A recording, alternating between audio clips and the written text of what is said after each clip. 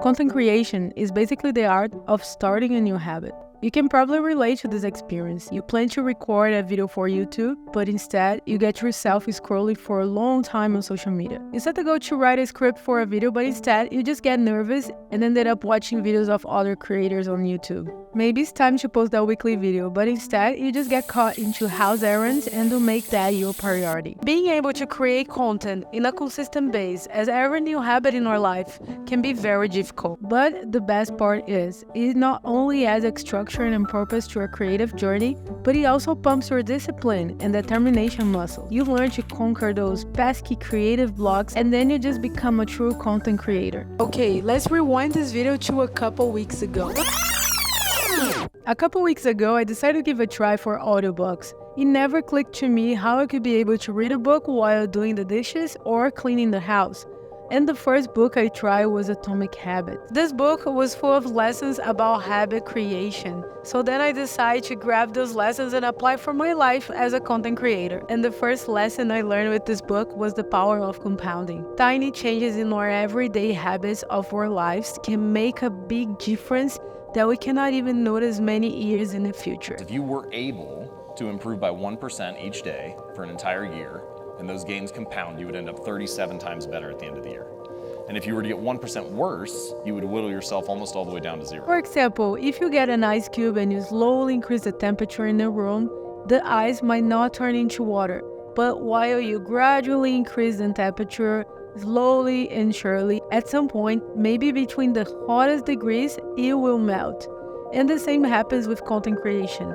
Maybe you're not gonna have a viral video in your first videos posted, but until your 10th, your 30th, or maybe your 50th video, it will come as long as you keep compounding. And we definitely tend to think that our favorite creators just had a one-night miracle. But it's nothing less than the power of compounding. It's only one video after video, subscriber after subscriber, and view after view that brought them until the place they are now. And one of the greatest lessons I learned with the book was about goals versus systems. Sometimes we focus too much on the final goal, but we don't think much of the systems that will bring us there. For example, you might have the goal of being fit and have a healthy body. So you should focus more on the system of going to the gym and eating healthy food. And if your final goal is to be a millionaire, you should focus on the systems of saving money and investing.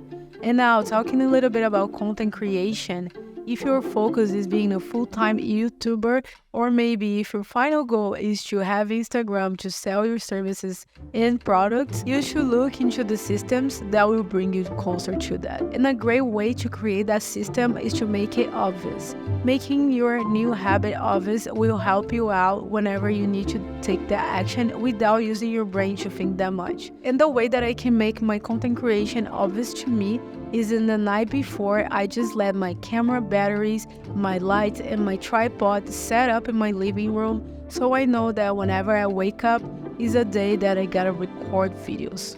On the other hand, I used to struggle for creating scripts for my YouTube channel, and then I decided to apply the principle of making it satisfying. Since I always felt distracted when I was writing scripts in my house, I decided to grab my chair, my laptop, and go outdoors to write scripts.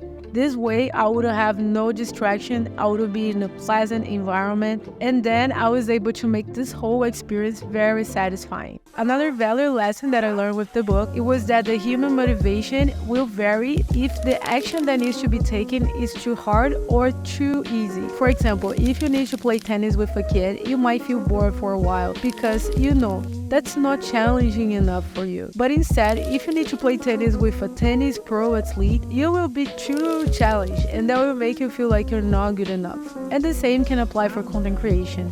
If you decide to make videos in a way that is too boring, not exciting for your current skills, you might feel like you're not very interested. But if you decide to make videos that are so complicated with too many edits, you'll bring that into a burnout and probably giving up. So try to find a middle spot that the video you create challenge you, but is not too hard for you to do it. And if you're looking for another tip to sharpen up your habits as a content creator, I recommend you to watch this video here, where I share how can you go outdoors, bring your camera and film yourself with confidence. So please don't forget to subscribe, Leave a comment below if you have any questions related to habits for content creation, and I see you in this next video. Is waiting you for clicking it. Don't forget to click.